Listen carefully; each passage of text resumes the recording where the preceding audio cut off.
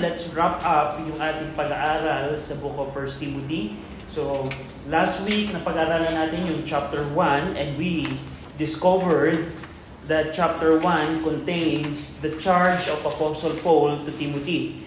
Nakita natin doon yung charge na, Timothy, you need to correct and rebuke the false teachers of the law. Yung mga false teacher, yung mga Judaizer na nasa Ephesus, Timothy, you have the responsibility to tell them the truth and to correct their correct their errors and lead them in the truth. Lead them to the truth. And if they are not going to listen, that's the time you separate from them. That's the biblical principle. We also see in chapter number 1 na Paul gave testimony of what ministry he has. In order for Timothy to tell to Timothy, I want you to follow my example. So nakita natin yan sa chapter number 1. Now, let's go sa chapter 2. Basically, yung chapter 2 and chapter 3, naglalaman ito ng conduct of the local church. Ano yung magiging conduct ng mga church members? Specifically, in area of prayer, makikita mo yan sa chapter 2, verse number 8. Mapapansin nyo dito, Paul said in verse number 1, Timothy, I exhort therefore that first of all, supplication, prayer, intercession, and giving of thanks be made for all men. So, Timothy, I don't want you to forsake the ministry of prayer. Many churches today forsake the ministry of prayer. And prayer is very important. We cannot function as a church if we don't have a prayer ministry. And we see here that prayer should be made for all men. That's pretty hard job para kay Timothy. Because let's say ang membership ng Ephesus Baptist Church ay hundreds or thousand, and they have the responsibility to pray for each of them. So that's a big task for Timothy and for them. Another, in verse number 2, they also have a responsibility to pray for the kings and for all that are in authority. Kailangan din mag-pray ng mga church members sa mga government official. So that's the thing that we need to know. Bilang church, we have the responsibility to pray for our president. Kailangan nating ipanalangin yung ating presidente. Kailangan nating ipanalangin yung ating mayor. Kailangan nating ipanalangin yung ating mga government official. Ano yung reason for our prayer? What's the goal of praying for the government official? Should we pray for them that they will become healthy? That they will have a better life? What's the goal of praying for them? In verse 2, mapapansin nyo, so that we may lead a quiet and peaceable life in all godliness and honesty. That's the purpose. That's why we need to pray for them. We're not going to pray for President Marcos so that President Marcos will become saved, that he will do everything that would benefit the country. No.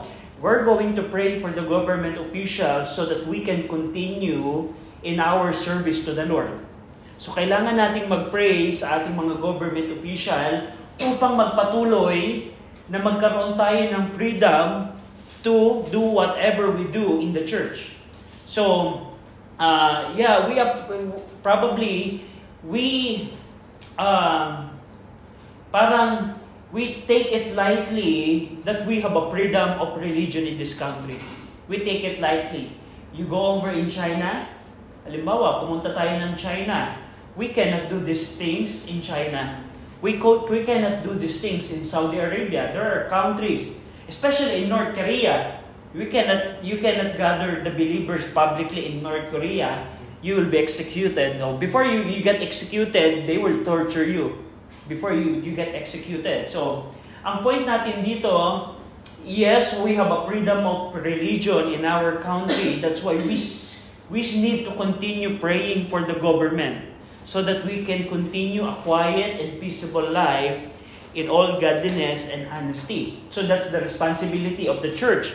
Another thing na mapapansin nyo dito, go over in verse number 8. Verse number 8, I will therefore that men pray everywhere, lifting up holy hands without wrath and doubting. Every man in the church should have they have a responsibility to pray. So, that's the ministry of prayer, the conduct of prayer. How about naman yung mga women? So, from verse number 9 hanggang verse 15, ito naman yung mga conduct ng mga women. So, we're going to pay attention dito sa chapter 2 since most of you are women. So, verse number 9, pansin nyo dito, in like manner also, katulad ng mga men, that women adorn themselves in modest apparel. So basically, ang ibig sabihin nito, women, Timothy, you teach the women in the church to adorn or to decorate themselves in modest apparel. So, bilang mga kababaihan, you need na mag-decorate ng inyong sarili ng maayos na pananamit, ng modest apparel. There are clothes that you can wear that is not modest anymore. So, ang purpose ng damit is to cover your physical body bilang women.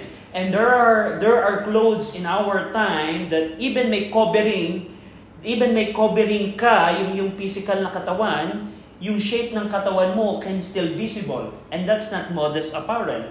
And basically, kung ikaw ay merong mini short, that's not modest apparel.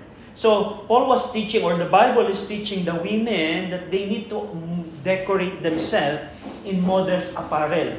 Modest apparel. There are pag pumunta ka sa mga department store, most of the clothes that you will find sa mga department store, they're not modest anymore. They're not modest apparel anymore. But here, very clear, Timothy is given a task to exhort or teach the women in the church to adorn themselves, to decorate themselves in modest apparel. Ano pa? Hindi lang modest apparel. Not all women that wearing a modest apparel are godly. Hindi ibig sabihin ang women ay naka-modest apparel ay okay na siya. Pansinin nyo, not only to adorn themselves in modest apparel, but they need also to adorn themselves with shamefacedness. Shamefacedness. Ano yung shamefacedness? Ang shamefacedness, ito ay contrary sa isang women that wants yung attention ng ibang tao. When you say shamefacedness, it's a contrary of a women who would like the attention of everyone. Diba? Pansinin nyo to sa mga celebrity, sa mga tao right now. What's the reason why women, or not only women, or men, wear some sort of dress or clothes? Di ba may mga tao ngayon na nagsusuot sila ng damit, they wear specific clothes for the purpose so that other people around him or her to draw attention to him or her. Yep. I'm gonna wear this kind of clothes so that my friends will look at me and see how beautiful am I. So that's the opposite of shamefacedness. Ang shamefacedness, it is a characteristic that you don't want the attention of everyone. You're shy, you're humble, and you don't like yung attention ng sinuman. So that's shamefacedness. Sabi ni Paul, sabi ng Bible, ang women, kalooban ng Panginoon, na not only you will wear a modest apparel, but you need to decorate yourself or adorn yourself, not to draw attention of everyone. And that's a biblical woman. Being a biblical woman, you need to characterize yourself with shamefacedness. Yung shamefacedness, yung ayaw mo, hindi ka magsusuot ng isang bagay o hindi mo i-decorate ang iyong sarili so that you can draw attention of everyone. Let's say, what if there's a woman in the, I don't know if you see it, but if you're in a mall and you see a woman wearing huge makeup or extravagant makeup and her wearing a high heels and wearing a glamorous clothes, do you think she has a shamefacedness? Meaning, do you think hindi siya manonotice ng mga tao? Di ba? Pag meron ka nakitang ganong klaseng women, meron attention na ibinibigay sa kanya. And that's the opposite of shamefacedness. Yung shamefacedness, basically, ang meaning nito, literally means, you're not going to get the attention of everyone. You're shy, Hindi siya yung parang quiet ka lang sa isang tabi. No, that's not the point here. Ang shamefacedness, you're going to decorate yourself so that you will not get the attention of everyone. And dito, binanggit din ni Paul yung details. You are going to adorn yourself, women, with sobriety. Sa pansin ninyo, adorn themselves not only with shamefacedness but also with sobriety. Ano yung sobriety, Brother RJ? Yung sobriety, ito yung self-control. Women, you need to learn how to have self-control. That's something that I always teach yung mga daughter ko. They need to learn to have self-control. What if, for example, you see a woman in public that she cannot control herself? Meaning, she always talk, she always run around publicly. What are you going to see to that? Ano yung maiisip niyo sa taong yun? She doesn't have sobriety. It's not right? For example, what if Mikey in Vista Mall, she always run and she always jump around in the mall like a toddler. That's not right? So that's the opposite of sobriety. Pagka sinabing sobriety, you know how to control yourself. You know when to speak and when not to speak. You know when to jump and when not to jump. So something like that. So, ang self-control is something every one of us. By the way, yung sobriety, that's not only for women. Mapapansin niyo yan sa, I think in Titus, sober and sobriety, that's the same thing. That's not only for women or for children, also for men. We need to have a self-control.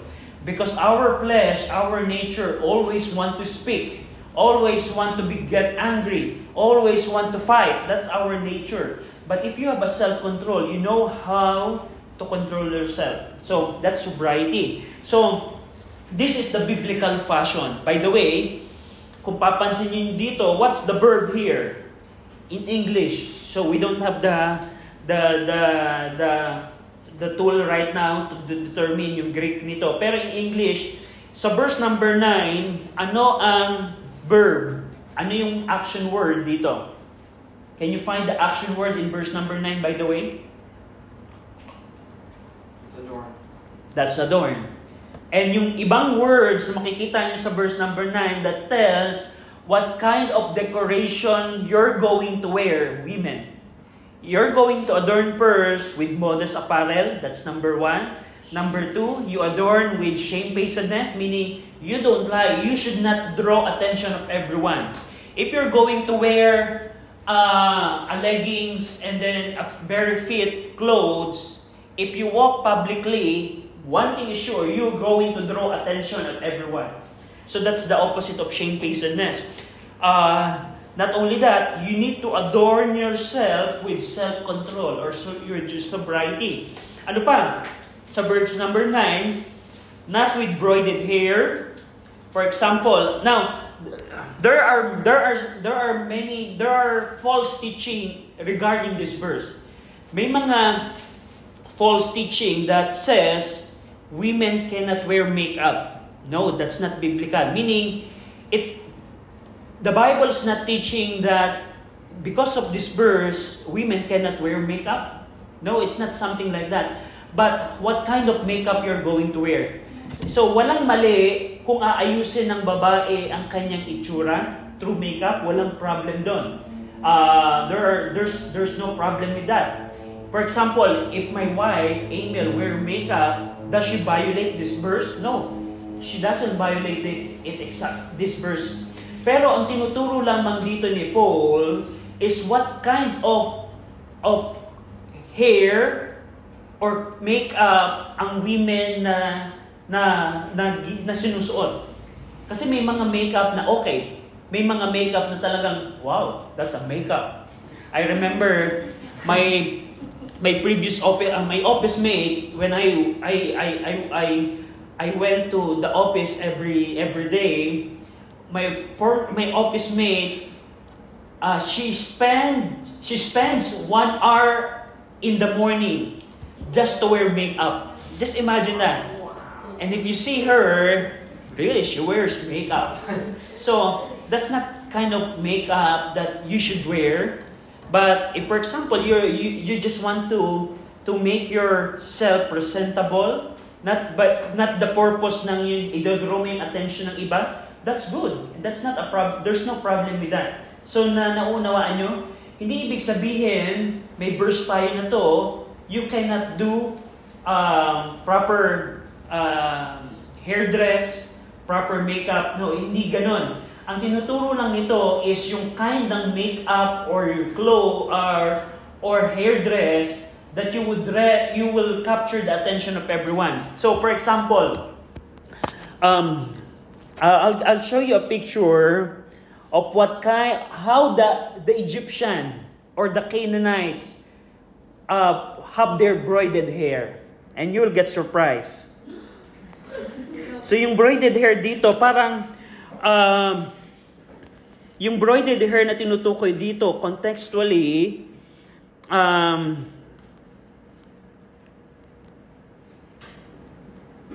let's see here.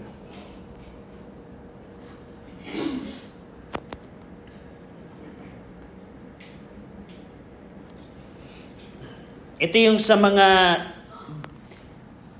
this is the kind of braided hair that is na ginagawa nila before. See, talagang, I have another better picture here. Let's see here. This one. Madami rin American na naggaganyan. Yeah. Ito ay base dito sa na-unearth nilang mami. Based sa na-unearth nilang mami sa Egypt, they figured out that the kind of braided hair na yung woman na ito ay ganito. Do you think if you see someone wearing that kind of hair, braided hair, do you think she will draw attention of everyone or no? Yes. Yeah. So, walang mali na magkaroon kayo ng ipit or the hairdress, but something like this, you will draw attention of everyone. So they follow. It's yung braided hair dito. It doesn't mean you don't suklay anymore. You don't comb your hair anymore. No. This is something that would capture the attention of everyone. So do you follow? Malinaw ba? So it's not wrong to wear makeup. The question is, what kind of makeup you're going to wear? If you're going to spend 1 hour every morning just to fix your face through makeup, definitely you're wearing extravagant makeup. So they follow. But if you have, for example, a simple lipstick or foundation, I don't see it wrong. I don't see it in the scripture. There are women that wear makeup that they don't capture the attention of everyone. So they follow. So it's more about how to become shamefacedness. Probably the question is, pwede yung ganito yung maging criteria nyo. If I'm going to wear makeup and I'm going to fix my hair like this, you ask yourself, will I get the attention of other people? So kung kinakapture ko na yung attention ng ibang tao na sasabihin nila, oh, ang ganda naman ng makeup mo, ang ganda naman ng buhok mo, napakaganda naman ng ganun. Probably, that will categorize this sa verse number 9. Mapapansin nyo din dito, sabi ni Paul kay Timothy, you teach the women to adorn themselves not with braided hair, not with gold. So, may mga women kayong makikita na puno ng gold, puno ng pearls, and puno ng costly array. Yung costly array, ito yung expensive dress. Diba? Sa mga social media ng mga artista, how they capture the attention of everyone. Look at my diamond. Look at my gold. Look at my pearls. Look at my costly array. Costly dress. So, bilang biblical women, we should not follow the trend. Paul was saying here, Timothy, I want you to teach the women to wear modest apparel, which is characterized with shamefacedness and sobriety. So, any question with this? Any question? Any question? So that's what we see here. Verse number 10 is a continuation of the verb adorn. So yung verse number 10, ang verb pa rin yan ay adorn. But you need to adorn women. So ano ngayon ang decoration ng women? Brother RJ, if I'm not going to wear extravagant dress, makeup, and hair dress, how can I decorate myself biblically? Verse number 10, you adorn with good works. Pansinin nyo? But which becometh women professing godliness with good works. Yung with good works, yan ay connected pa rin sa verb na adorn. You adorn yourself with good works. So, instead of decorating yourself with those kind of worldly things, you can decorate yourself with good works. What a thing na pwedeng gawin ng women. Na women, hindi ko na i-decorate yung sarili ko ng braided hair, ng gold or pearl, but you can decorate yourself or adorn yourselves with good works. So that's number 10. Verse number 11 hanggang verse number 15, this is something that you will do in the church. Women cannot teach. Let the women learn in silence with all subjection. For example, kung merong men na tinuturuan, you cannot lead. Ang women cannot teach. For example, young people tayo lahat. Let's say young people tayo lahat. Can we just say, since Cham is the most spiritual among us, we will ask Cham, can you lead us in our Sunday school? Since we are all carnal and only Cham is spiritual, can we do that? So that's what Paul was saying here. Women cannot usurp authority ng men in teaching in the church. They need to be in silence in the area of teaching. So, now tandaan nyo to, God is not saying women is not important here. Because for God, in the local church, men and women, they are equal. So, huwag niyo itong pagmalaan. Sa church, sa local church, ang men and women ay equal. So, hindi ibig sabihin, importante ang men. No, that's not something like that. The thing here is, the Lord wants order and not confusion in the church. So, God designed that women need to be in silence. And it doesn't mean that women cannot teach. Because in Titus, you see, in the book of Titus, the older women needs to teach the younger women. So it's something like that, some sort of that. So we see that in chapter number 2. Any question?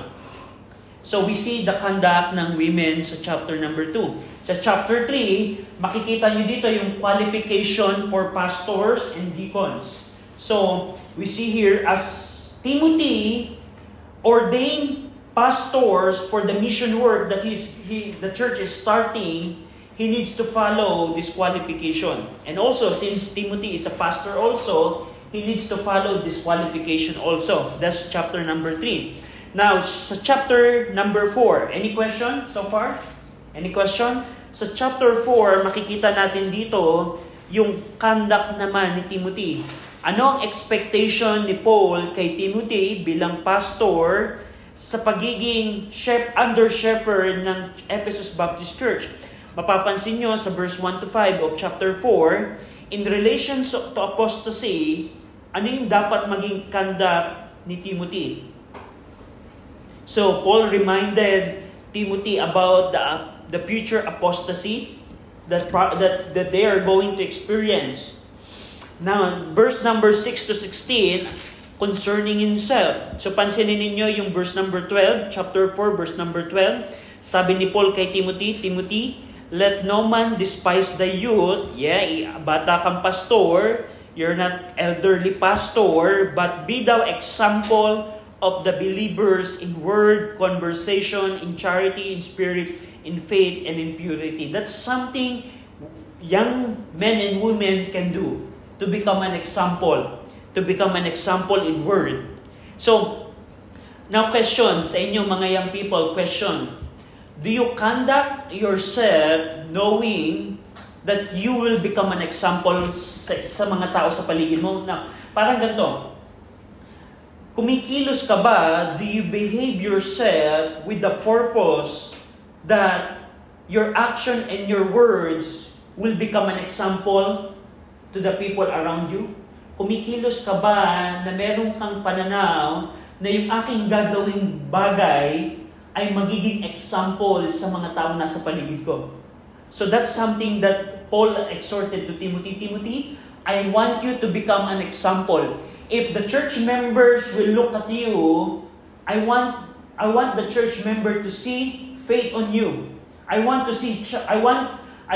church member to see you as an example of charity, as an example of faith, as an example of in spirit and conversation and so on and so forth. So, bilang mga mananampalataya, we can minister to other church member or to other people by being an example to them. So, do you see that na pwede kang magturo, you can teach the people around you by just being an example. For example, sa inyong family or sa inyong mga friends, if you're going to read the Bible every time, even I don't teach Jochebed the importance of the Bible every time, if Jochebed sees me that I read the Bible every day, I'm becoming an example to her. I'm not yet teaching Jochebed, you need to do this every day because the Word of God is important. But I'm just showing to her that whenever I read, she noticed me, and by that, she see that the Word of God is important. So do you follow? Na kahit hindi ka pa nagtuturo, kahit hindi ka pa nagsasalita, your example means huge thing to other people around you. So that's what Paul was saying to Timothy. Timothy, I don't want other people to despise you. Don't allow other people to despise you, but be an example to them. Verse number 13, you see here the importance of reading, exhortation, and doctrine. So yun yung iba-ibang klase ng pagtuturo. Meron dapat reading, may exhortation, and merong sound doctrine. Verse number 14, you will see here yung kung anong gift na meron si Timothy. Mapapansin nyo, neglect not the gift. It is gifts or gift? Gift. So, biblically, every one of us ay merong specific gift that we need not to neglect. Don't neglect your gift. Anong ibig sabihin ng neglect? Halimbawa, kung meron kang gift of teaching, if you're going to neglect that, you're violating this verse. If meron kang gift of mercy and giving or ruling and so on and so forth, we should not neglect it. We should use our gift so that we can minister in the local church. So, that's about Timothy. Moving forward, sa verse chapter number 5, you will see here yung support ng church sa widows. Support ng church sa widows. So, if dumating yung time na merong church member tayong widows indeed, and there are qualification sa mga widows indeed. It doesn't mean ang church member ay namatayan ng husband. It doesn't mean the church should provide for that widow women. There are qualification na pag-support ng church patungkol sa widow indeed. So that's chapter 5 verse 1 to 16. Regards naman sa elders. So mapapansin nyo dito sa chapter 5 verse 17, let the elders that rule well be counted worthy of double honor, especially they who labor in the word and doctrine. Chapter 18, verse 18, you will see here how the church should support the elders, the pastor that labor in the word of God. At least double honor. So that's chapter 17 hanggang verse number 25. In chapter 6, makikita nyo dito yung warning ni Paul sa mga greedy teachers. Sa Ephesus during that time, may mga false teachers that they teach just to gain money. Mapapansin nyo sa verse number 5, ito yung characteristic na ginagawa nila. Verse 4, the false teacher is proud, knowing nothing, but doting question and strife of words, whereof cometh envy, strife, railings, evil surmising. Verse 5, perverse disputing of men and corrupt minds and destitute of the truth, supposing that gain is godliness, from such withdraw thyself. Kapag daw merong nagtuturo na na kailangan mong yumaman so that you will please the Lord, meron ba kayo napapakinggang teachers ngayon na nagsasabi, you just need to do this and the blessing of the Lord will pour to you? Meron ba kayo nakita niyan sa YouTube or sa internet na nagtuturo? Just do these things and the Lord will bless you. So that's chapter number 6. That's Paul's teacher. That they're saying, if I am poor, I'm not godly because I'm poor. And that person who is wealthy is being blessed by the Lord, that man is godly. No. If that teacher comes in the church of Ephesus, Paul said, you need to deal with that false teacher.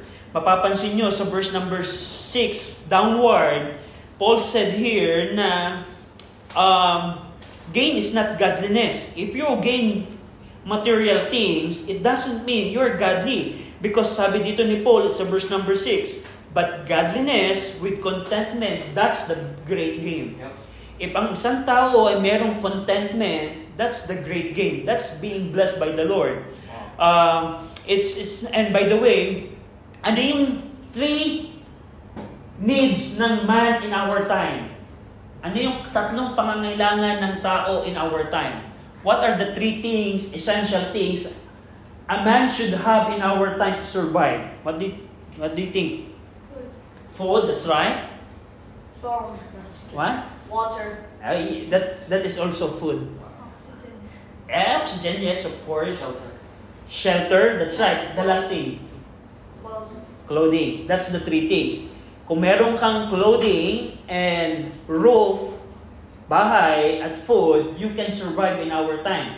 But mapapansin nyo dito, the minimal requirement for them during the time to survive. Mapapansin nyo, verse number 8, and having food and raiment, let us be therewith content.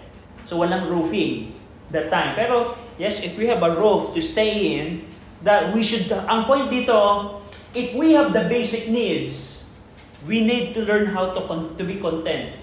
We need to learn how to be content because godliness with contentment is great gain. If there's a false teachers that says, you need to have the latest iPhone so that the people around you will know that you are being blessed by God, that's a false teacher. If may magsabi, you just need to do these things and the Lord will bless you. The Lord will open His heaven and pour out your blessing, and so on and so forth. That is against what Paul was saying to Timothy. Paul said to Timothy, godliness with contentment, that's the great gain. You teach that to your people. You tell your people not to follow that false teachers na nagsasabing, supposing that gain is godliness. Don't do that. So, makikita ninyo dito yung mga false teachers sa Ephesus during that time. So, makikita nyo din dito, the love of money is the root of all evil. If you're going to have money, you will think a lot of evil things just to get money. So, verse number 11, sabi ni Paul, as he conclude yung teaching about greediness, Paul said, verse number 11, but thou, Timothy, you're the man of God. O man of God, Timothy, you're a man of God. This is what I want you to do. Flee these things. Layuan mo yung mga greediness, love of money, and so on and so forth. But follow after righteousness, godliness, faith, love, patience, meekness. So, verse 12, fight the good fight of faith, lay hold on eternal life, whereunto thou art called, and has professed a good profession before many witnesses. So, may mga charges dito si Paul kay Timothy, na Timothy, you better do these things because you're going to appear in the judgment seat of Christ. You need to be a proper and righteous pastor ng Ephesus Baptist Church. Sa verse number 17, may mga rich church member na nasa Ephesus that time. They are church member, but they are rich. Ito ang sabi ni Paul kay Timothy. Timothy, yung mga rich church member, charge them that are rich in this world, that they be not high-minded. Huwag silang maging mapagmataas, nor trust in uncertain riches. Huwag silang magtiwala sa yaman nila. but in the living God who giveth us richly all things to enjoy. Alam niyo po ba, one truth about our God, He giveth us richly all things to enjoy. Just imagine the fried chicken that you just ate this week. God gave that chicken died and murdered by slaughter just so that you can eat it to enjoy. Just look at the banana. Diba? The banana, when you... that's not part of millions of years of evolution. Joe is going to teach about evolution later. But just imagine the fruits, the food, the everything that God gave to us just to enjoy. And by having that, we can be content. Na I remember sometimes when our family eat mang inasal, we always say, thank you for the chicken. Because without this chicken, we cannot enjoy the good mang inasal. So, the point here is, God is giving us everything to enjoy. That's why we can be content. So, just imagine the provision that God always gave us. God always gave us food in our table. And that is for us to enjoy. So, that's something we can be grateful or thankful sa ating Panginoon. God gave us the banana. God gave us the chicken, the pork, or everything, the bacon, the pancake, for us to enjoy. Right? Yeah. So if you're a Christian that says, oh, fried chicken na naman ang aming ulam, you're violating this verse. For example, nagluto yung parent mo na, ano ba yan? Pork chop na naman, nanay. Ano ba yan? Lechong manok na naman, sawa na ako. You're violating this verse. You're not being thankful of what God gave to you. So, do you follow? So, anong pinaka-root nitong chapter 6? Anong pinaka-root nito? We need to learn how to be content. Why? Because God gave these things to us for us to enjoy. Whether the Lord will give you vegetable every day, or meat or any day, those are things that God gave to us to enjoy. You know what I'm missing right now? I tell it last night to Sister Amy, I want chop suey. You know chop suey? It's a mixed vegetable. I think seasoned vegetable. I haven't eaten that, I think, for almost 6 months. And I want that. So, anyway, we need to be content. That's what Paul was saying here. Na you need to be content. So, and last thing, so may mga false knowledge sa chapter 6, verse 20 and 21, yung mga profane and vain babblings, opposing of science falsely so-called, which some professing have heard concerning the faith. So that's the characteristic of the false teachers mentioned in the early part of the chapter 6. So, that's 1 Timothy. What a book! It's teaching about how we conduct ourselves in the church, how the women would decorate themselves. You can study verse chapter 2 and you will see what is the biblical fashion. That's so interesting. Ano yung gusto niyong biblical fashion? O pop fashion? Or yung mga ginagawa ng mga celebrity right now? O yung biblical fashion? I like the verse that says, adorn with good works. Diba? Yung decoration mo ay hindi yung damit at sinusuot mo, but you decorate yourself with good works. What a blessing sa mga women for that. Any question? As we close 1 Timothy. Any question? Do you have a question, Jackie? So, anyway, let's pray before yung sharing ng inyong